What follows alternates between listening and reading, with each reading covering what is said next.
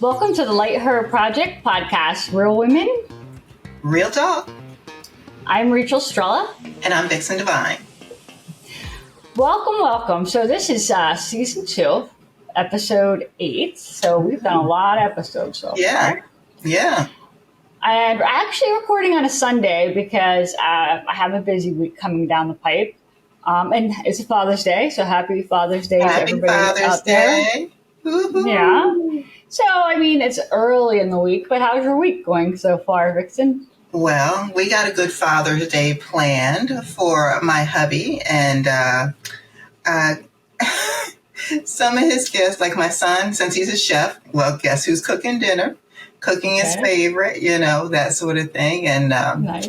got some little prizes, little hints that my husband drops, They pick up those hints and make little prizes out of them for him. So he'll be doing a little treasure hunt later. Well, I hope you had a nice day. It will. Yeah. Well, I met with my dad last night. He came over and we made a nice steak dinner. Weather's beautiful. So we sat outside the deck, grilled. It's great. But there's always a but. My poor kitty went missing a week ago. He ran out. He somehow busted through the screen, and I haven't seen him since. Well, actually, I have seen him once, but he has not come home. So I'm hopeful that he'll make it home. I know that the odds are not looking good after a week. So, trying to be hopeful, but not too hopeful. For about 5 days straight, I got up in the middle of the night for hours. Caught him, and I was death on a stick. Like, you really need sleep. No more getting up in the middle of the night. Like, I had 3 traps. I hope they'll do the work, or I'm still calling for them before you go to bed, but I can't stay up all night and do that. Well, I hope he's out partying and then he just gets tired of it. He's finding out what the world is like, and he's like, no, this sucks. I'm going home. So I'm hoping he just shows up that way. I sure hope so. That little bugger, he's in trouble. He's grounded if he does come home. He's in trouble. Well, our topic today is a really interesting one. Drawing your map by experience and intuition. So what kind of helped us get to this topic? Our very first podcast, we talked about a map. I always say it like this. When you have a map, you can only put on your map what you know is there. So some people's maps can be pretty blank because they don't know a lot, but they may know a lot about this one little spot here, Mm-hmm. But they assume that everybody else's map is the same. But they haven't been anywhere or done anything to know how to fill up that map. So the map is very small, but they just don't know it. Which was essentially Vixen's description of perspectives, how people can comment on things from their knowledge pool, and they draw from that pool and assume that everybody else is in the same pool, but not always. No, not at all. We started off by taking an intuition survey. It's an interactive quiz, so if you want to go to the survey, it's tryinteract.com, and you can find the quiz 2 minutes. You don't need an email or anything like that. So I'm going to guess you fared very well. What do you think, Vixen? Well, it may have said something like my intuition was strong. Mm-hmm. Yep. It's strong, and it actually congratulated me for having a strong intuition. I actually did too. So this is probably one of the first quizzes that we've taken where we had the same. There you go, Rach. There you go. There you go. Yes. Well, you know what though? Listen to your gut, right? If you listen to your gut, like that's a big thing. And if people match your energy. If you feel that energy, like you listen to that, that's big. And I know you do that. So I'm not surprised that you have some intuition there. I think that you and I are on the same page, which is why we work well together. And you have to be in that same pool to Yeah. kind of get it. Well, all right, let's start with what is intuition exactly? I mean, what do you think, Vixen? Well, intuition is a lot, it's not exclusive to humans. Intuition is something that it's bred, it's born into you. It's that little thing that tells you you shouldn't do that or you should do that. That little thing that says, oh, this is dangerous. You need to back away from this. But the problem with humans is we don't always listen to that. We are the only animals that don't listen to that. Don't follow our instincts all the time. They don't. Why? Because we think we can do better. Yep, we humans can't get out of our own way, can we? That's the truth. That is absolutely true. And that is what intuition is, that gut feeling that's telling you something is wrong or something's not right. Or it's that little that's telling you that. But no, he can change, girl, right? Or it's not so bad. Or, I need that business, so I'll just look past that. I get it. I've been in meetings with clients or prospective clients where something was off. Like we're not seeing eye to eye, and you just have that feeling like, I don't know, this doesn't feel good. Yes. And you don't want to tell somebody, well, I don't feel good, so bye. But in the animal world, it's different. They don't like another cat. So as humans, though, we have like these niceties, and these things that, you don't want to come off like the wrong way. Right. So sure, we can help you with that. But in your gut, it's not feeling good. Yeah. Absolutely. Absolutely. But for intuition's sake, it's one of those things that I think with more experience that you have, the more you know when something's not right. Sometimes when you're younger or less experienced, you're actually a little naive. And you may believe that, oh, this doesn't have to be, oh, this can happen, this can change, but my saying, when somebody shows you who they are, believe them. Yep. Totally. And I totally believe you there. And I follow that. I really do. Okay, we already know that experience is part of this, but do you think that everyone has intuition? Yes. Everyone has intuition. It's whether they're in tune enough to recognize it, or whether they also, if they're that way, if they are in tune, do they choose to ignore it? Sometimes I've noticed this a lot as women. We are so into, and this is generally speaking, the social norms of what's expected of us. Especially in relationships, if we don't quite fit those social norms and we get someone that is interested in us, maybe for not so much the right reasons, and our intuition may say that, but we think we can change them. We think, oh, it'll be okay, that sort of thing, because we may be afraid that we can't get anyone else. Because our self-esteem is low, even though you can see the red flags. If you don't recognize the red flag, if you're that person who doesn't recognize or doesn't want to see the red flags, or your girlfriend's telling you, him. Something's wrong. That is also a sign. That's a sign that you do have it. You have it. You just don't want to use it. Yeah, I think that go back to that niceties thing. I think that as women, we're polite. Even if something doesn't feel right, you're not going to say it. Right, because you're polite. Yes. Well, let's talk about intuition versus logic. Like, there is a difference here. I feel like intuition is a little more subjective. It's something you feel.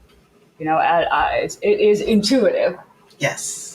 logic, well, is logic. So you probably heard people, who are like, oh, the street smart or not street smart or the book smart. You Mm-hmm. know, Mm-hmm.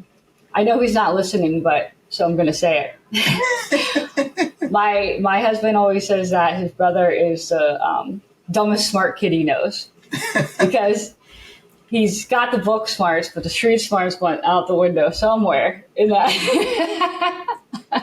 I can kind of relate. I think that's kind of the intuition versus logic too.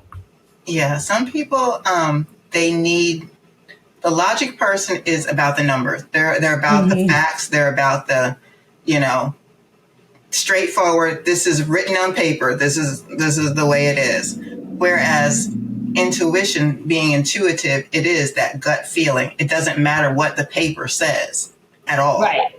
It is about what you feel. So those are two different types of things. And the logic can be there and it can be straight, perfect on paper. But that doesn't mean the person with a great logical explanation of their life is not a psychopath.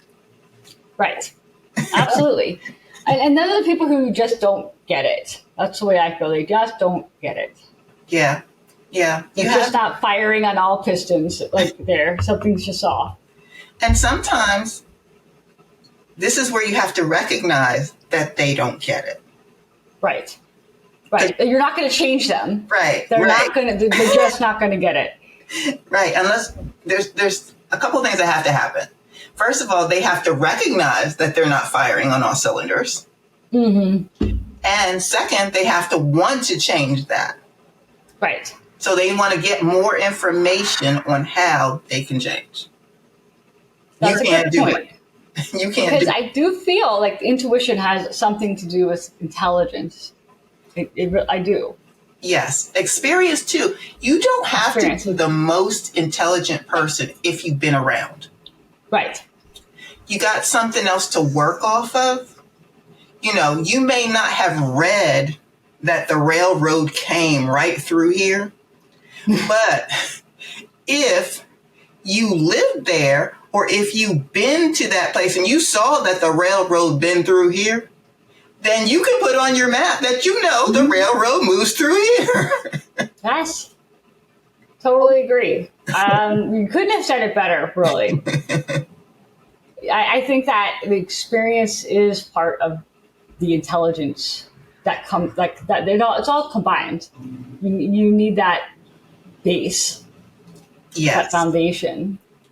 Do you think that women are more likely to be intuitive? I mean, I certainly do. Yes, there is. Women generally have that because, for example, men, like when a baby is born, women can hear the baby completely asleep. But I want to say the stat is 70% more, like we're honed in 70% more than I think a man is honed in like 30% to hear that baby because we are trained, like we are built to hear that, if that makes any sense. Oh, it totally does. I mean, I'm a cat mom. I know when my cat is going to come out for the food hungry. I know when my cat isn't feeling well or upset. Yeah, I just know. Whereas my husband could be there watching TV, doing whatever he's doing, have no clue what the cat's up to or how the cat's feeling. I know my cat. Something's wrong. Just know. It is. Feel it. It's in your gut, right? Yes. And you can tell those little movements that are different. Mm-hmm. Yes. You sense it. Yes. Yes, absolutely. Exactly. So that builds up. And those things that you're sensing, those things that you're building are all on your map. Mm-hmm. Now, they're not on your map if you, one, never experienced it, or two, never, like some people professionally experienced, like they're a doctor. Like they see that all the time. So they know, like that's on their map because they know what's going to happen because they've seen these patients over and over again. So that's another way to build on your map too. That's an experience-based map. Yes. But either way, they're perfectly good maps. But the problem is when you have a map, no one's map is complete. But Sure. when you have a map and you think that your map is everyone else's map, That's probably a big part of what's wrong with the world. I mean, look at politics alone. People have a really one way of thinking, and they think that everybody else has to think that way, and if they don't, they're wrong. That's not a solid map. right? To be able to have a discussion about Yes. knowing you have different views, which is fine to have different views. Free thinkers, not a problem. However, you have to be able to bring your points, bring them together so we can come up for a solid solution. Right. And you know what? Along the line of politics, why do we have separate parties anyway? We're one America. Why exactly?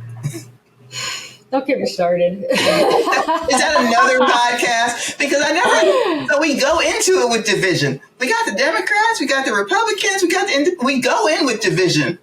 Right. I Why? mean, really, I mean that you're 100% right. It's kind of antiquated when you think about it.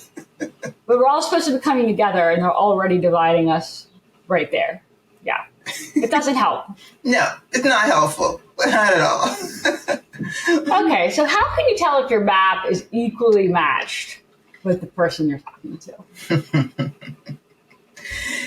Well, okay. So when you usually, even without a map, when you're talking to someone, and it does not have to be in person, you can hear this. You can just be typing depending on their answers.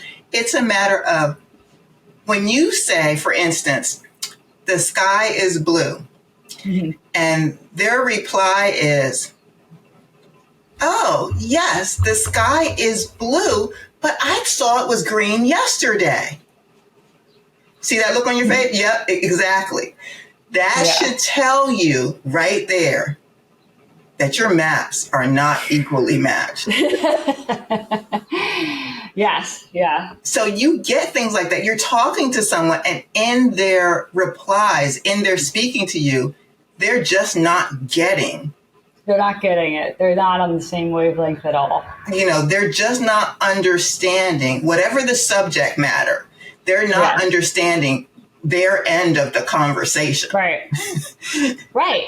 And in that instance, that's where I kind of cut that conversation short. Exactly. After you recognize that, then it's your fault if you keep talking to them. Right?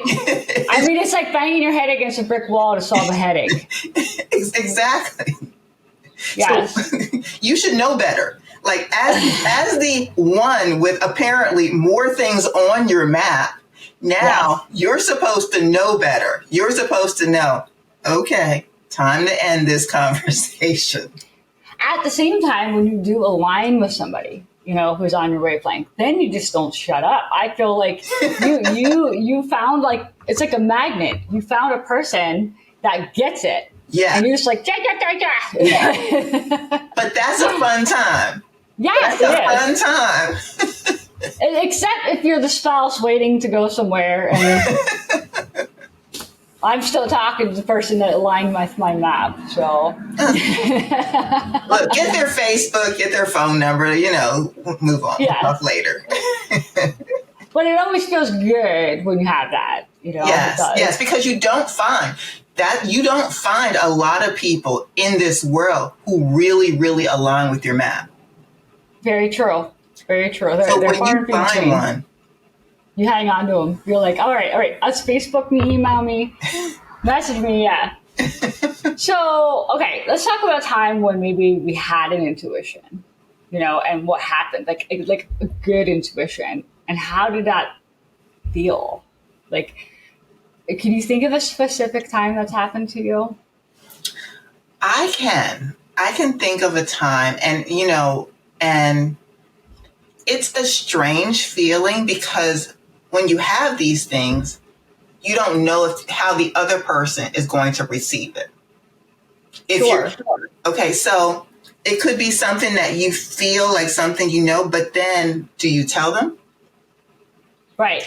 How Or are is they it going already assumed if you're on the same map, right?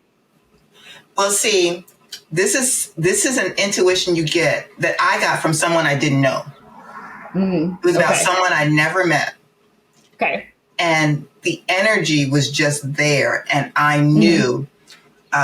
And so I elected that I was going to tell her. And I said to her, now, I don't know how this applies to you, but I can feel that you're going through something. Now, I want you to know it's going to be fine. I see that you're on the end of the proverbial cliff. You don't need to jump off. You're going to be fine. Just back away. That's all I'm saying to you. You take that as you will, and we're going to move on. Yeah. Well, the funny part about that I didn't know was that person was a friend of my boss at the time. But you never met before. Never met. And the reason that it was a good thing was because she told my boss, like they talked about it, but I was absolutely correct. And it's just sometimes I get these things like like I pretty much know I have served so many people, and I don't know if it's because of experience, but I have served so many people. It usually takes me just a couple of minutes before I already know. Yes. Yeah. There's something there. Yeah. I'm totally with you. I can think of so many instances, but what I really think about right now, though, is you've been in a situation where the energy in the room is off. Like, it is off, and you're in the room, and I experience this a lot because I work in the virtual world, and I'll come into a Zoom, with a client and a whole team of people, and something's off in the room. It's almost like, are they not awake yet? Do they not care what we're saying? But it's like, we're here, we're not talking, and they're just like, that energy, I don't even have to be in the same room to feel that energy. There's just not that synergy. I'm curious if you've ever had that, and like maybe how you've handled it, because I know for me, it's like, especially if it's in a client situation, I still smile, do my job, but like, why is the energy so bad? Like, what is going on? And it usually has nothing to do with you. Right. Oh, absolutely. But it's still awkward. It is. It feels weird. It does feel weird. Yeah. So what I do is I change my tone. I'm that person who paid attention in that class because I'm going to now mirror you. I am going to mirror what you're doing. So I'm going to tone myself down, and I'm going to take a extremely business-like approach. I am not going to be me. I am going to be business. And I'm going to do my job to that level. And that is what I'm going to do, because I'm not going to put any of the vixen spin on it. I am just going to do my job. I'm going to do it professionally. I'm going to speak in that tone. I am going to be super professional. And that's where we're going to go. That's where we're going to be. Yep. Been there. Done that many times. It's hard when you're in a situation too where it's like a family or friends of family, and just in a situation where you're in a group of people and the energy's off. I mean, I really limit my interactions when that happens, because if I start to open my mouth, I'm only going to make it worse. Well, can you narrow it down? Can you narrow it down to one person? Like in that, if you know it's one person, or is it like the whole group acting that way? It's usually like a whole group. And I'm thinking about a specific instance. Like I that must be how they jive, But like when I'm in with a group of people, I like to acknowledge them, and they acknowledge me. Like they'll be on their phones, doing their own thing, and I'll be like, hey, it's like nobody cares, and that's like, it's the weirdest thing. And I'm just like, okay, something feels really off, so I'm just gonna shut up. So almost you feel like an outsider. Yeah. Okay. Yeah.